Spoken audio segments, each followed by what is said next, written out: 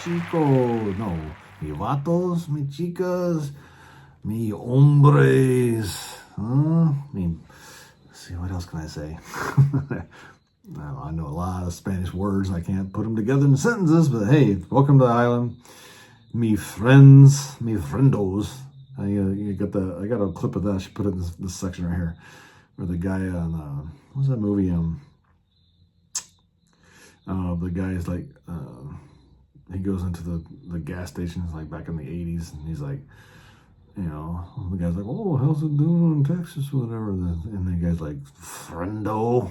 Like, oh, why are you asking me, friendo? And he's like, telling him to make a bet on the quarter, heads or tails. And basically, if you know the character of the movie, he's like, if he bets wrong, he's going to lose his life. Like, I don't know that, but he's freaking out. But anyways, he calls him friendo. So, hey, welcome here, all my friendos. What business is it of yours? Where I'm from? Friendo. I didn't mean nothing by it. Didn't mean nothing. Just passing the time. If you don't want to accept that, I don't know what else I can do for you. This is my 30 Days with Jesus series. So today we are in day 8, which is actually like day 10. Today we're going to read Jesus. So now we're going to read it, or Jesus heals people in need. So remember, day 1 was Jesus, his prophecy of his coming. Day 2, we've seen where he was born. Day 3, he was baptized by John the Baptist. Day 4, he begins his public ministry. 5, Jesus calls his disciples. 6, we've seen that Jesus talks to a Pharisee and a Samaritan, like a contrast there. 7, Jesus delivers the Sermon on the Mount. So I broke that down into 3 sections because it was 3 chapters. It was chapter 5, 6, and 7 in Matthew. So today Jesus heals people in need, and that's going to be 2 chapters. We'll see how long this is. I'm going to have to break this down into 2 days. I don't know. We'll see. So it's Matthew 8:1. Flip over here to Matthew. Oh, Matthew. Luke, Mark, Matthew, what did I say? 8:1. See how bad my memory is? Like 15 seconds. Where was that again? Okay, 8. Let's try to knock this out. Day 8, you ready? Jesus cleanses a leper. When he had come down from the mountain, so this is going right after we read the last 3 days with the Beatitudes. We're just going to continue on. Hey, here we go. I didn't realize that. When he had come down from the mountain, that was the mount, remember, the Sermon on the Mount. And when he had come down from the mountain, great multitudes followed him. And behold, a leper came and worshipped him, saying, Lord, if you are willing, you can make me clean. Then Jesus put out his hand and touched him, saying, I am willing, be cleansed. Immediately his leprosy was cleansed. Imagine. Imagine. And Jesus said to him, see that you tell no one, but go your way, show yourself to the priest, and offer the gifts that Moses commanded as a testimony to them. Now when Jesus had entered Capernaum, centurion came to him, pleading with him, saying, Lord, my servant is lying at home, paralyzed, dreadfully tormented. And Jesus said to him, I will come and heal him. The centurion answered and said, Lord, I am not worthy that you, this is a Roman guard. And he says, Lord, I am not, when he realizes this, Lord, I am not worthy that you should come under my roof, but only speak a word, and my servant will be healed. For I also am a man under authority, having soldiers under me. And I say to this one, go, and he goes. And to another, come, and he comes. And to my servant, do this, and he does it. When Jesus heard it, he marveled and said to those who followed, assuredly, I say to you, I have not found such great faith, not even in Israel. All these scribes and Pharisees walking around, remember about don't go out and pray long prayers in the streets and stop, and you deserve your reward. He's saying this centurion's got more faith than all these people, these religious. I mean, I think those guys, I think their requirement is like to memorize the Old Testament, or maybe the first 5 books. I forgot what they're called, the Pentateuch, or I don't know. There's a name for it for the 5 books. I think it's it's like they memorize it. It just shows you it's not about like that. That's like a form of religion. It's a relation. Jesus desires a relationship, and in that relationship you have faith. And that faith is like the centurion. He knows this guy's God, and he goes, all you gotta do is say it. I believe, and he'll be healed. And Jesus marveled at it. I mean, I don't know. I think he already knew, right?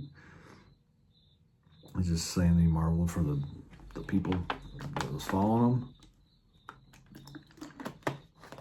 And I say to you that many will come from east and the west and sit down with Abraham, Isaac, and Jacob in the kingdom of heaven.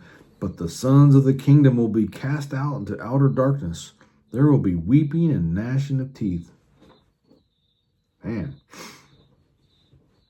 There you go. It's like, we should read in 7, talking about people saying, Lord, Lord, I cast out demons. I go, we don't know you, man. A relationship. It's all about a relationship. Maybe they're going to hear that song I have on that little clip. When you die, you think you go to heaven. You come to us. I'm sure, like, you get Christians, they click on, they see that, they're like, this guy ain't no Christian. There's the point. My point is this: religion kills. You think you're going to heaven, but you're not, because you're caught up in a religion. And Jesus desires a relationship with you and with me. It's about a relationship, not a religion. It's not a form of do this and do that. I'm telling you. Look, we just read it twice. People are casting out demons and doing wonders and prophesying. And these guys are the sons, I say to you that many will come from east and west and sit down with Abraham, Isaac, and Jacob in the kingdom of heaven. But the sons of the kingdom will be cast out into outer darkness. There will be weeping and gnashing of teeth. Jesus said to the centurion, go your way as you have believed. So let it be done for you. And his servant was healed that same hour. Verse 14. Remember, today is Jesus heals people in need. So he just did the Beatitudes. Now we're doing Jesus. He's going through this process of healing. Now when Jesus had come into Peter's house, he saw his wife's mother lying sick with a fever. So he touched her hand, and the fever left her, and she arose and served them. You know what it's like when you're sick, and all of a sudden you, like, the next day, or you finally, 10 days of being sick, and then all of a sudden that day you're healed, like you feel better. Oh man, it's like 1,000%. It's just, the feeling is like, so I couldn't imagine having a fever and, I feel great. Thank you, Lord. Let's go make you some. It's like the Spanish culture, the Latina women. Ooh, man, they love to make their men happy and go cook for them, and there's nothing wrong with that. The American, this culture in America, these women, they're like, I'm gonna shave my head and I'll have sex with my husband for 4 years because there's a man running the country that I don't like. It's a cult. It's a cult. It's a religion. Being a Democrat is a religion, because it's not about women or people of color. It's about, do you agree with my religion? If you don't, then I'm going to cast you out, because, it's sad. It is. It's sad. It is definitely a cult. And they're religious about it. So verse 16, when evening had come, they brought to him many who were demon-possessed, and he cast out the spirits with a word, and healed all who were sick, that it might be fulfilled, which was spoken by Isaiah the prophet, saying, he himself took infirmities and bore our sicknesses. So, I mean, how do these people know first? Like, how do these people always, like, so I like to read in the book of Mark, because it's always talking about these, it's like everywhere, especially in the synagogues, the churches. Every single one he goes into is casting out demons. It's like, how did they not know there was somebody in their church that was demon-possessed? And then how do these people know these people are demon-possessed? I mean, I see people, and I was like, these guys, that's a demon, man. That's straight. These people straight.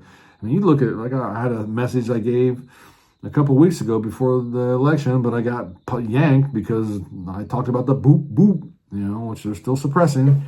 But anyways, then the whole message was the thief, where he comes to lie, cheat, and steal, and everything they do is it's the fruit of it. Remember, we just read about the fruit of the tree. You can judge the fruit of the tree. Well, everything the Democratic cult party does, you can tag it with a lying, cheating, or stealing. Every single one of their policies, every single one of the things they do. Look, Kamala spent $1 billion on her thing, and she's paying out these movie stars to do their, like $1 million for this and $5 million for that. And it's all done. It's all done. No, she spent $1 billion, and now they're saying she's like $20 million in debt. Lie, cheat, and steal. I'm telling you, everything they do, there's no fruit, and everything they do, the only fruit is they're stealing from somebody and giving to their boys. I'm going to take $1 trillion from the American people, and I'm going to give it to all the people that I know that want to, start up a solar power plant, and they get their $1 billion to do it, and they run their business for 2 years, and it goes under, and they don't make any money from it, and they're all fat, rich, and happy, and they stole to get what they had, to get what they got. Just saying, man. Judge that fruit. Judge that tree by its fruit. Lie, cheat, and steal. And that was a good message. They made me take it off.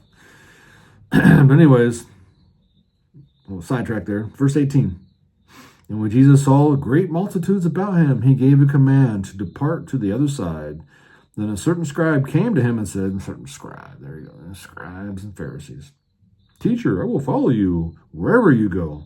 And Jesus said to him, Foxes have holes, and birds of the air have nests, but the Son of Man has nowhere to lay his head.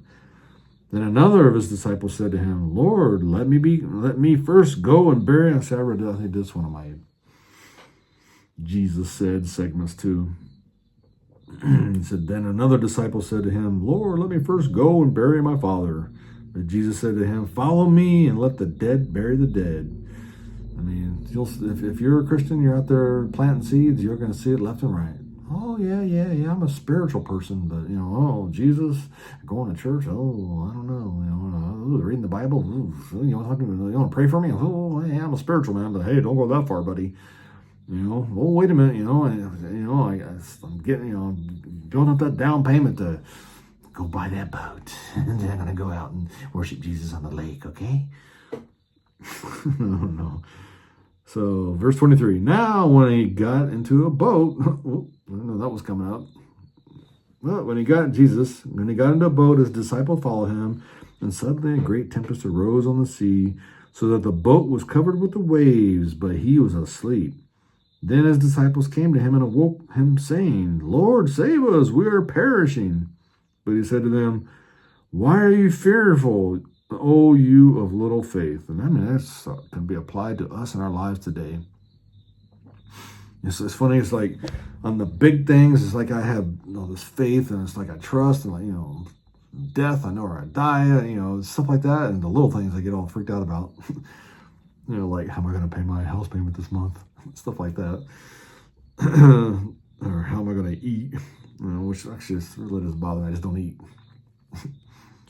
If I could sacrifice anything because I'm broke, it's food. I'd definitely do that. So you're with Jesus. Is something going to happen to Jesus? If we're you're in a boat with Jesus and there's a storm, don't you understand this is God? Nothing's going to happen to Jesus. So if nothing's going to happen to Jesus, nothing's going to happen to you. And he's like, wakes up like, dude, really? So little faith. I'm God. What's going on? I think let's read it. See. Then he arose and rebuked the winds and the sea, and there was a great calm. So the men marveled, saying, who can this be that even the winds of the sea obey him? Imagine.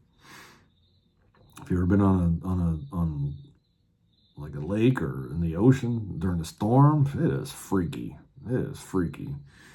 I've been on a Navy ship in a storm on the ocean, and it was pretty freaky. And when he had come to the other side, to the country of the Gergesenians,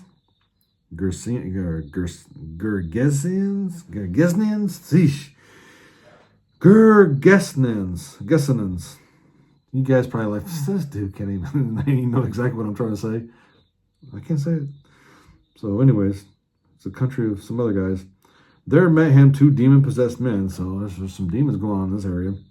Coming out of the tombs exceedingly fierce, so that no one could pass that way.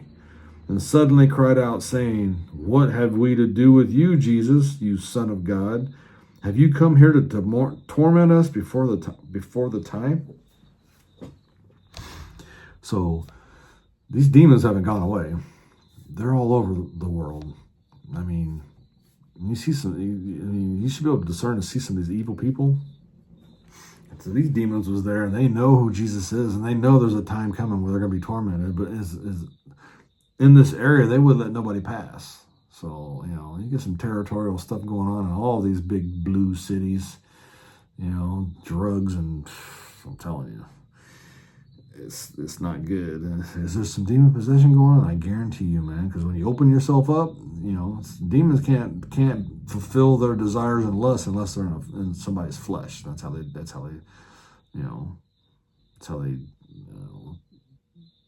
fulfill their needs, I guess, which is going to be short-lived.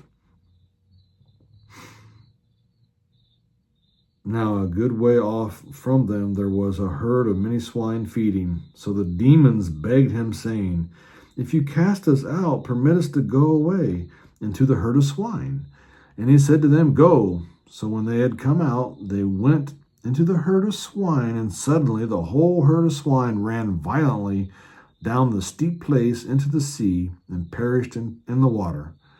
Then those who kept them fled, and they went away into the city and told everything, including what had happened to the demon-possessed men. And behold, the whole city came out to meet Jesus.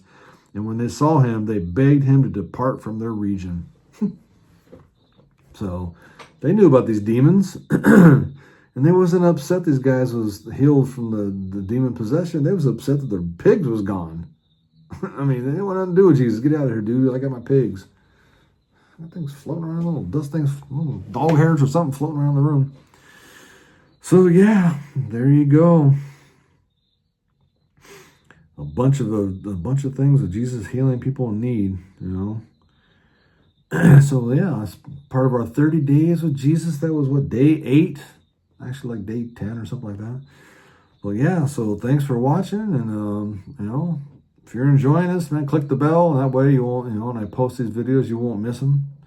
Because YouTube definitely does not promote these and send them out and say, hey, this guy, it's funny, the things I watch, and then I get these little, you might like this, and I'm like, no.